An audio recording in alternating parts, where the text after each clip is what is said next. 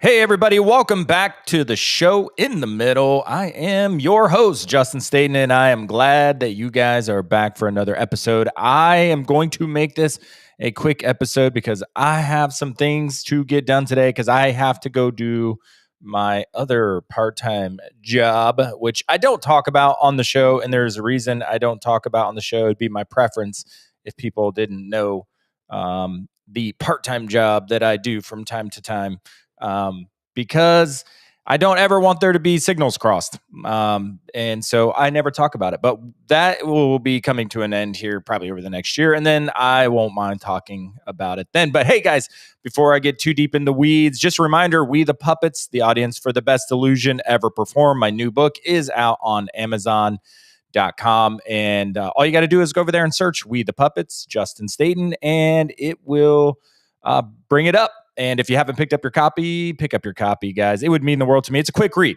right? And it really dives into, the systems that we hold near and dear in America that have been kind of hijacked and only serving the few at the expense of the many. So it's definitely worth sitting down and reading it. It's eye-opening. It'll challenge you to think. It'll challenge you to get outside of groupthink, et cetera, et cetera. So pick up a copy. I don't think you will be disappointed at all, and it would mean the world to me. And if you do pick up a copy, make sure to leave a review of that so that other people can find it over there on Amazon.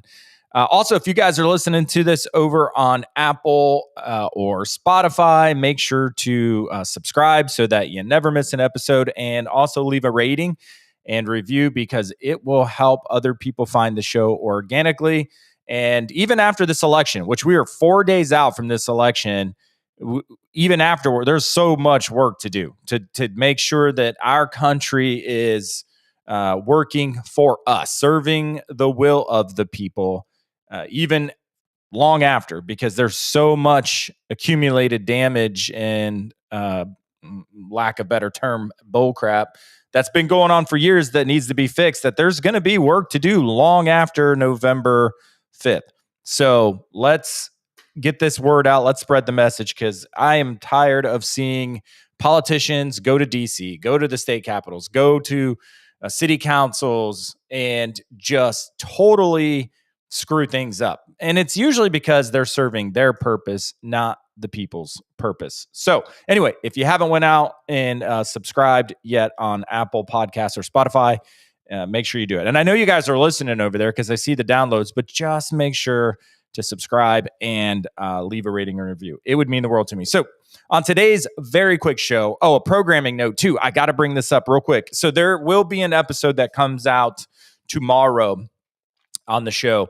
And it was something I pre-recorded, and then I screwed up. I didn't hit a certain button, and it didn't go out. So, and then yesterday I kind of wanted to do my closing argument, which I don't know if you guys could tell, but I was getting a little fired up doing my closing argument, and maybe a little too fired up. I don't know. We'll see.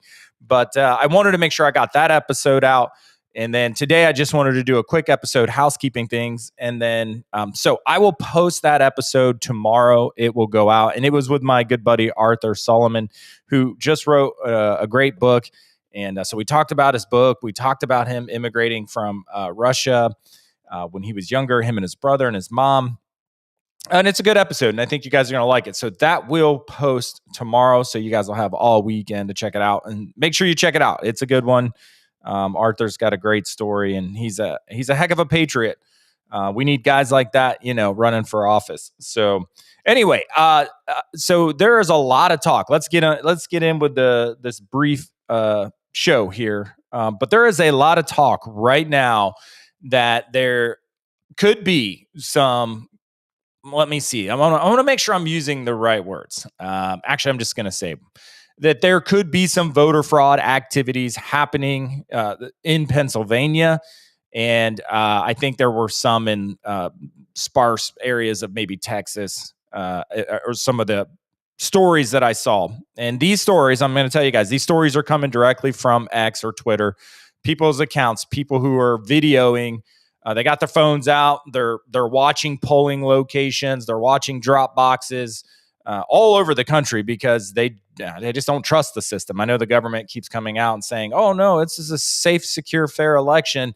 Well, a lot of people just don't believe it, and so they're out there in force, keeping an eye on drop boxes. So this morning, I saw a couple videos out of Pennsylvania where it appears there could be some shenanigans going on. Now, I don't have any direct evidence that it's true, not true, et cetera, because I didn't have time to go look into it. And the only reason I'm bringing it up, the only reason I'm even talking about it is because I want you guys to keep your eyes peeled, right? Whether these are credible stories or credible complaints, I don't know. But you know what I do love is the fact that people are paying attention, the fact that people are watching the polling locations, that they're watching these mail-in drop box. Because, in my personal opinion, do I think there were issues with voting machines? Yes. Do I think voting machines screw up? Yes, absolutely. But do I think the anomalies that we saw in 2020 were due to voting machines? No. It was 100% mail-in ballots. I mean, if you guys remember back in certain precincts, they stopped the counting later in the evening. They just completely stopped. And there was different reasons for why they stopped counting ballots. And then what they were counting was mail-in ballots. And they just stopped and said, "Oh, we had to stop the counting. We had a water main break, or we had this happen or that happen." It was all very suspect, right? But then all of a sudden, when they restarted counting, that's when you saw these ballot drops, right? These hundreds of thousands of ballots, boom. And then it completely changed the election. And when you look at the line charts for when those ballots came in and how they were counted, it's like Trump winning, Trump winning, Trump winning by a lot. And then all of a sudden, oh, we had to stop counting. So there's nothing. And then, oh, we're recounting again. And then boom, they dropped lots of mail-in ballots. And their story was, hey, we had finally finished counting mail-in ballots. That's why you see the spike in ballots counted, because that was mail-in ballots. So if there was a way to skew the numbers, it would be through mail-in ballots. So if you are in Pennsylvania and if you are in any of those states where some of these reports are coming out, just pay attention. Keep your eyes on. Get your video. Everybody's got a video camera in their phone. So just if you think something suspicious is happening, say something, record it. And a lot of people are. But don't take anything for granted. I don't trust many elements of our government. I just don't, because they have proven over and over to not do what's in the best interest of the people. And I'm not trying to be a conspiracy theorist or anything like that. It's if you look at their actions, and I mean, just look around in our country right now. We're 36 trillion in debt.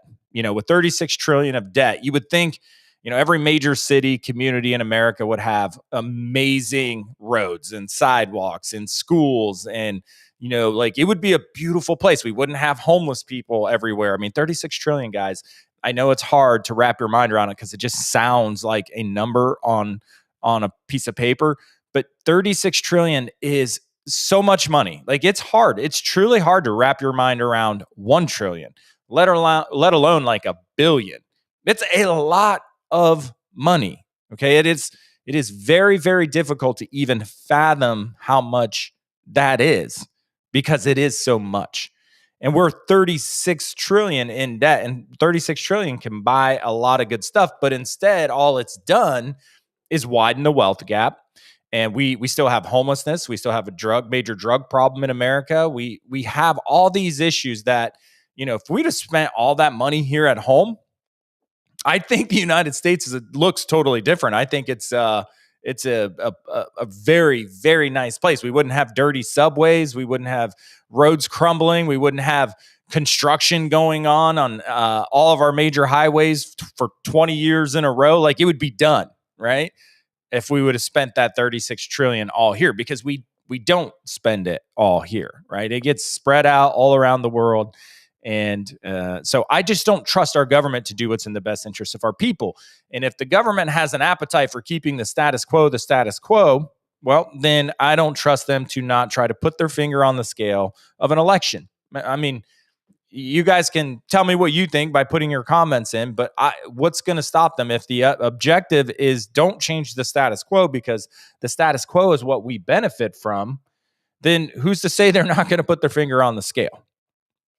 Right. And that's what bothered me about the last election. And there were MIT scientists that came out and said these statistical anomalies they're not impossible, but they are damn close. The probability of all these ballots coming in and breaking 3-1 for Biden, statistically almost impossible. The probability of that is almost zero. But yet, if you brought it up and talked about it, you were tinfoil hat. You were they took the moral high ground argument, right? Which is always the most intellectually lazy argument out there, right? Like, oh, well, anytime you're attacking somebody's character immediately, right? Or their intelligence or whatever, rather than the merit of the argument, it's an intellectual lazy argument. But it's effective because it's a strong emotional argument. To say somebody is crazy, because who wants to be labeled crazy, right? To say somebody is dumb is hard because, like, who wants to be labeled dumb? Nobody, right? So it's hard to fight back with that strong emotional high ground argument. And that's why people use it to manipulate. That's why the media uses it. That's why the government uses it. Because nobody wants to be labeled as stupid or dumb or racist or misogynistic or transphobic or homophobic or all these things that you just hear constantly, right? Those are all the attacks all day, every day. Or now you're a fascist, which I'm going to get into here in a second because I just love how that word's thrown around all the time. But nobody actually even knows what fascism means. But it's just emotional high ground arguments, and it's lazy. There's no intellectualism to those types of arguments, but that's what you hear. And I don't mind bringing it up and talking about it because there were statistical anomalies in 2020. There are no two ways around that. And I know all the media, again, moral high ground arguments, all the media and everybody said, oh, but he filed 60 some lawsuits and they all got dismissed. But what they don't talk about is why they got dismissed. They will not go down that rabbit hole because the facts don't support their claims that every case filed with voter issues was fraud or wasn't true because the cases were dismissed. So clearly none of it was true. But when you get into why most of these cases were dismissed, they weren't dismissed on merit because there was zero evidence of voter fraud. That's not the case. But they don't talk about that. They don't bring it up in the media. Because most of the cases were dismissed on technicalities, either jurisdictional technicalities or lashes. I think I'm saying that word right, lashes. I don't know. I'm not an attorney, but, it's technical stuff. It wasn't, and a lot of the judges that saw the initial evidence said in their briefs and in their responses said, although I am concerned by the evidence and the affidavits that I've read in these cases, for whatever technical reason, we have to toss it out. And then you only had so many days to certify the election because the certification process was going to happen on January 6th, right? So to say there was zero evidence, to say that it was all crazy is a moral high ground mental manipulation exercise. It's intellectually lazy because they know damn well that people aren't going to go out there, right, and look up these cases and read them.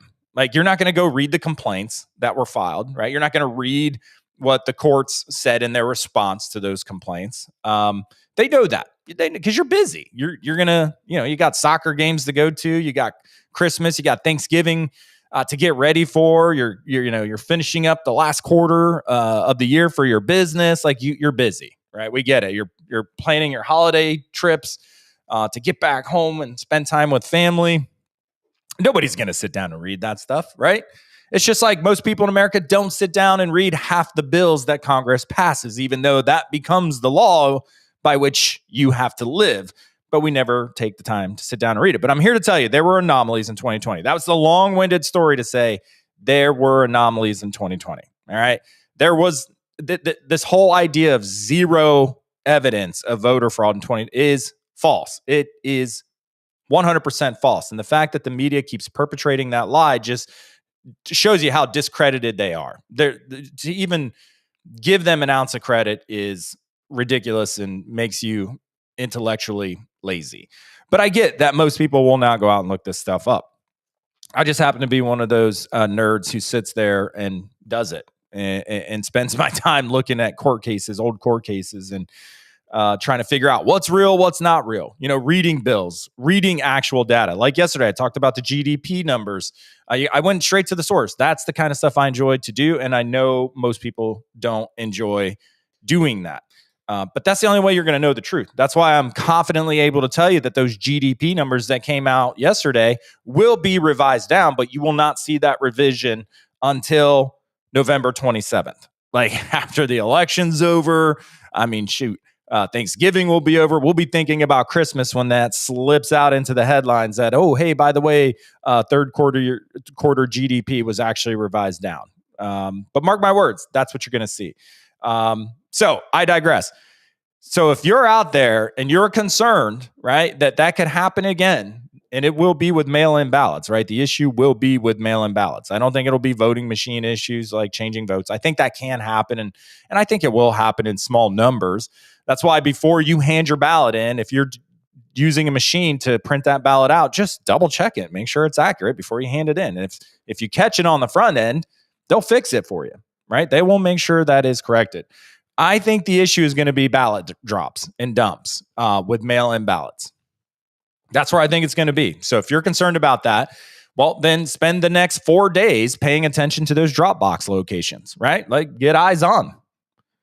Because if you do nothing, if we sit around and complain about it, but do nothing, then, because do I think they're going to try to tip the scales and put their finger on the scales? Yeah, 100% I do. Because they don't want the status quo to be upended, I should say. They don't. So yeah, I genuinely believe they're going to try to tip the scales in their favor. They will do whatever it takes to make sure Donald Trump does not become the 47th president of the United States. It just is what it is. So if you're concerned that that's going to happen in your precinct or your area, then do something. Get eyes on, right? Get your phone out, record, and make sure that you're catching them doing it. It's the only way. But going back to, I really want to bring this up because I've seen so many interviews, like man on the street interviews with Kamala supporters and even Kamala herself, when asked, because they're all saying Trump's a fascist, right? Trump's a fascist. Trump's a fascist. Fascist. It's like, it's getting so old. Like everybody in the media, even Kamala was confirmed saying, yes, I think he's a fascist. All of her supporters are like, the man on the street interviews. They're like, hey, why are you not supporting Trump? Because he's a fascist. And then lately and amusingly, and thank God they've started doing that, as soon as they ask that question, then the follow-up question to these people have been, oh, okay, well, what's that mean? Like, what is fascism? And most of them cannot answer the question. It's like a deer in the headlights, and they're like, I don't know. Honestly, I don't know what it is. And I just think that is hysterical. It's like you are making a claim about somebody and you can't even define it. But I mean, I guess it makes sense. That's par for the course for the party and the side of hypocrisy, because they can't define what a woman is, but yet they're out there fighting for women's rights. And if you can't define the source, the thing that you need to protect its rights, how do you know what rights it needs to be protected if you can't define what the origin is? You get what I'm saying? Like, it's just stupid. It's illogical, nonsensical, emotional arguments. And that's why I rail so hard, because I know some of you say, oh, Justin, it's in the middle. Yes, it's in the middle. And the whole point of the show, guys, is I don't subscribe to a political party, right? I don't care for the Republicans. I don't care for the Democrats. But there are also certain ideologies I find repulsive. And this is why I rail on the left so hard right now, is because most of their ideologies are illogical. They're hypocritical. They don't make sense, right? They're out there screaming that if Trump wins, you're going to lose rights. Women are going to lose rights. But it's the same party saying they're fighting for women's rights that can't define and tell you what a woman is. It's the same party that says they want to fight for a woman's rights, but they want to put biological men in women's sports. That makes no sense. How are you protecting women, right, if you're putting men with them biologically, right? Like, It makes no sense. And that's why I rail so hard against the left. And again, this isn't that I'm against anybody who is trans or whatever. I personally don't care because I believe in everybody's individual rights. But your individual rights can be exercised up to and including or not including violating somebody else's rights. So you can exercise your rights. You can be whatever you want. You can wear whatever you want. You can identify however you want. I don't care. You have the right to do that.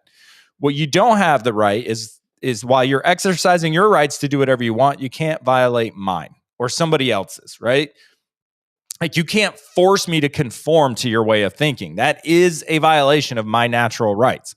Trying to force me to conform and change my vocabulary, change how I describe things or see things or whatever, or how I identify or whatever, right? Or make me go against my religion.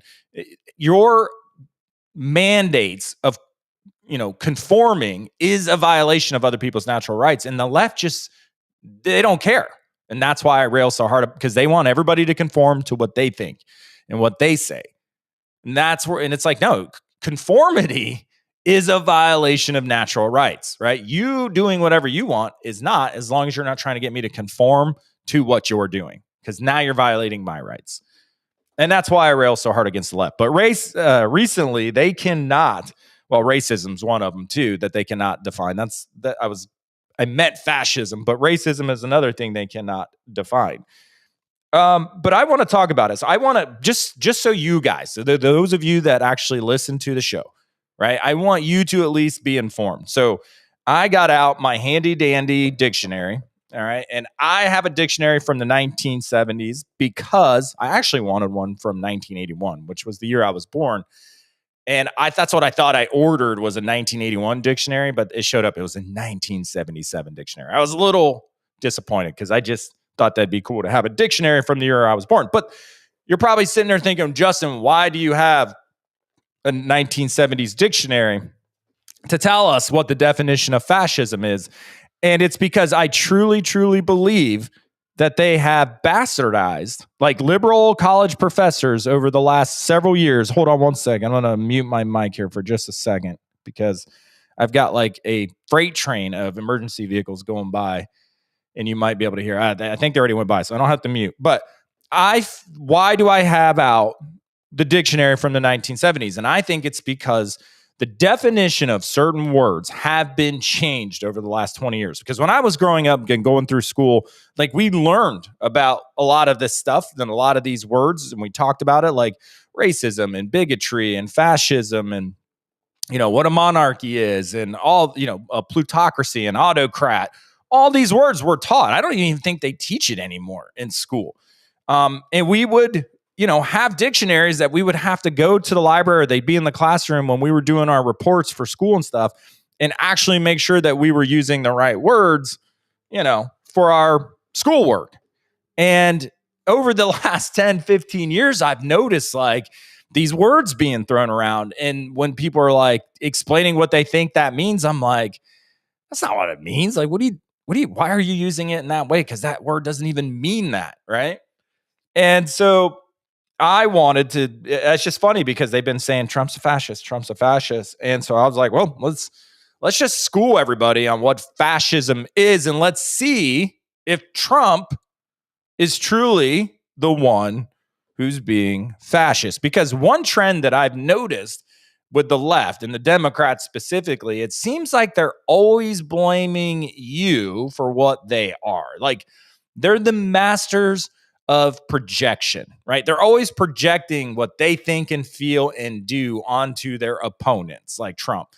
So an example of that would be calling Trump a fascist when they are truly the ones who are fascists and believe in fascism, right? Or saying that their opponent is racist when they're truly the ones that are racist. Everything they're attacking their opponents on, it seems like they are doing it themselves, and it's just a projection, which I think a lot of people over there have mental issues, so it wouldn't surprise me if they are projecting half the time. But let's talk about what fascism is. And the reason I'm pulling out my trusty dictionary from the 1970s is because it's pretty consistent they didn't change the definition of words, every 2 to 3 years like liberal college professors do now just to meet their arguments. It's like, right, when you start losing arguments, you just start changing the definition of words. How convenient, how lazy, right? Like that's how intellectually lazy the left has become over the years. But they'll tell you they're the most sophisticated souls out there, and I call bullcrap. But here we go. Let's go over fascism, guys, and see who is fascist or who's acting like the fascist and who's not, right? All right, here we go. Fascism, a political philosophy, movement, or regime that exalts nation and race above the individual, and that stands for a centralized autocratic government headed by a dictatorial leader, severe economic and social regimentation, and forcible suppression of opposition. Uh-oh. Uh-oh. So here's why the left is closer to being fascist than Trump. And it's so comical that they're constantly calling him a fascist, because here's where they want you to think Trump's a fascist, because they blame him for being a nationalist and a white nationalist. So that first part where it says a political philosophy and movement where nation and race above the individual. Here's the problem with that. See, they're just cherry picking out nation and race because they want you to think Trump is a racist, and they want you to think he's a white nationalist and that he just wants a white nationalist country. So he's a fascist. But they don't read the whole damn definition of fascism, because it's saying somebody, a movement, a group, or a party, or a leader that wants to put nation and race above the individual. And that, guys, is where their whole argument falls apart, because that's not what Trump wants. Trump believes in the individual. Trump believes that the individual has the right to do what they want, that the individual has the right to life, liberty, and the pursuit of happiness. And the government simply needs to get out of the way of the individual. It is the Democrats that keep telling you that you need more government, that you need more spending. The government needs to be the one stepping in to help.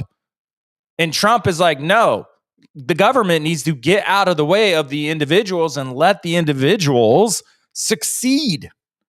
Like, get out of their way, give them the tools and the resources, keep these individuals' money here in America. And they say, oh, well, he says America first. Yes, he's saying America first because he's saying the individual citizens come first before other citizens of other countries. See, they want you to think that he's fascist, and they bastardize and tear apart the true definition of fascism so that they can stick a big, mean, scary label on him, while the whole time they're the ones actually promoting the fascism. DEI, ring any bells? DEI, guys, diversity, equity, and inclusion, right? DEI puts the race above the individual. DEI says that the race of somebody is more important than any other individual if they didn't get the same starting point. I'm using air quotes. That is a leftist selling point, is DEI, right? That is putting race above all else. When they wanted to send billions of dollars to Ukraine, they touted nation first, right? We got to, it is in the best interest of the nation and Ukrainians and the Ukrainian nation than it is, because we had people saying, oh, no, let's give that money here to American citizens. No. The nation was more important. The nation state was more important than the individuals, because that is fascism, when you put nation or race above the individuals in a country.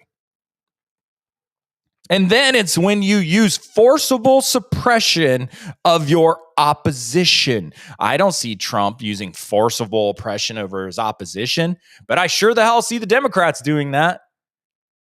How many prosecutions are we in now?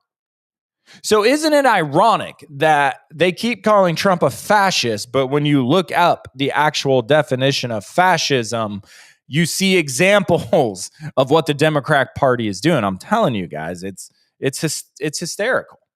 It is so hypocritical. They are the party of hypocrisy. It's laughable.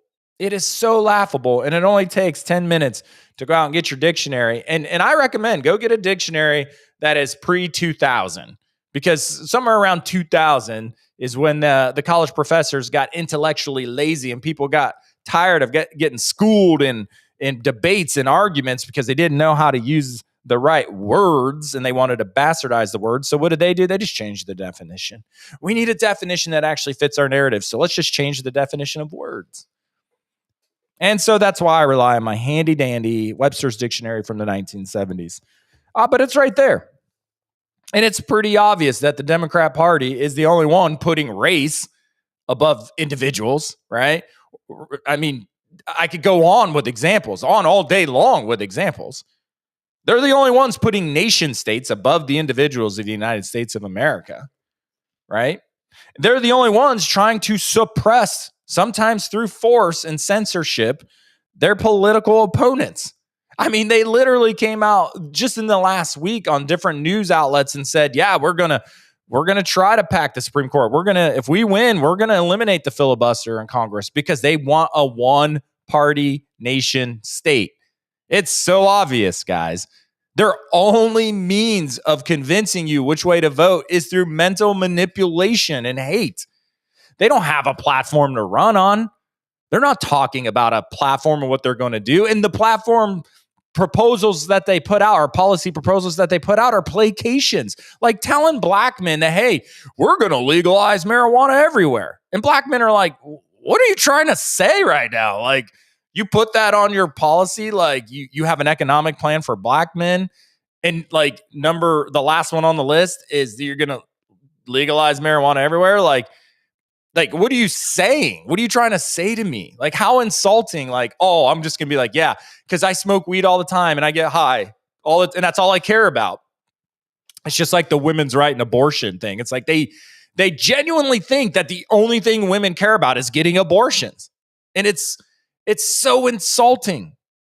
It's so insulting. But see, that's been the programming that they've given you for so long that they're like, oh my gosh, like, why wouldn't you believe that? Like, why isn't that how you think? Because we've been trying to program you to think that for years now. And they're realizing more and more that people are tuning it out and turning it off, and they're just not following the programming. I mean, there was a New Yorker article where apparently it came out yesterday, but apparently this was an executive at one of the major news agencies or like TV news channels, right? And he was an executive, and he wanted to be anonymous, but apparently he was quoted in an article in the New Yorker, and you guys can go on Google this, that if Donald Trump were to win the election, that is a sign that the media as it stands right now in America is dead, as it is, right? The current format of media is dead. And he literally said in this comment that if by now the American people still think he's suitable for office, then that means they're not listening to anything we're saying. Now think about that for a second. He's literally saying it out loud that we have been trying to program them to think ill will of Trump. And if they vote him in, they're clearly not listening to the programming anymore. And the media is essentially dead as it stands in America if he wins. And I agree with his sentiment that, yeah, journalism's dead. We've all known that. We all know it's propaganda. But he said the quiet part out loud, that if they still think after all these years of watching us in the media, the messaging we've been putting out, if they still think Trump is suitable, then they weren't listening to us. They weren't watching, because we have been trying to help tilt the scale. Like their objectivity is out the window, guys. Like they are not making any bones about it anymore that they are biased. So go out and pick yourself up this dictionary, or a dictionary like it, because they're going to keep trying to change the definitions of words to make their arguments sound better. But the whole thing is just hypocrisy and irony and hypocritical. It's just laughable at this point. And I'm getting to this point where I don't understand how anybody who has a functioning brain, and I promise, guys, I'm not trying to make fun of anybody. Like, this is not the point I'm driving home. But somebody who has, like, I know so many smart people that are actually still considering voting for Kamala Harris in the Democratic Party. And I'm like, how do you not see this? Like, how can you not see that it is truly a party of hypocrisy, double standards, projections? I mean, we just went over the whole fascism thing and about how they get that wrong all the time. I mean, I don't in the news media coming out and saying, yeah, no, we're totally one-sided here, and we are doing everything we can to help the establishment make sure that Trump doesn't get in. They're saying it all out loud. And this is the same stuff. All the stuff that they are saying out loud now is all the stuff they were telling you guys 4 years ago and 6 years ago and 8 years ago wasn't true. Right. And your neighbors think that the news is biased. The people with the Trump signs in their yards are saying that the news is biased. They're crazy. That's not happening. Fast forward the tape till now, and they're saying it out loud, right? Like, and you guys are still, because you guys made fun of. Think about it. Think back. I know we have short memory spans here in America, but for those of you hardcore leftists, hardcore Democrats, hardcore liberals, you were making fun of people 6, 7, 8 years ago for thinking that the media was biased. You were making fun of people and calling them stupid and uneducated for thinking these things that the media is literally saying out loud now. And so that means, right, logic would mean that you were wrong the whole time. You were literally making fun of something or someone for something that was right. And now you know they were right and it was true, and you're still with them. You're still with the side that manipulated you, because that's what it means. It means the person you were making fun of wasn't tricked. They weren't manipulated, but you were, because you were the one still ragging people saying they were tinfoil hat wearers. Like, you were the one that was manipulated. And if you're still supporting the left at this point, you still are the one that is being manipulated constantly. But so many people are waking up to it. So anyway, I'm going to wrap with there because I already went longer than I thought I was going to today. But if you guys think that there might be issues in your precinct with the polling, then get out your phone, get out your camera, and make sure that you're taking video so that there is evidence and proof that people were doing shady things on election day. Otherwise, if you don't, and it ends up being shady, you got nobody to blame but yourselves, right? I'm here in Ohio. Ohio has such strict voting rules that you can't do the shenanigans here in Ohio. Like, you just can't do it. You could try, but the rules are pretty damn strict here.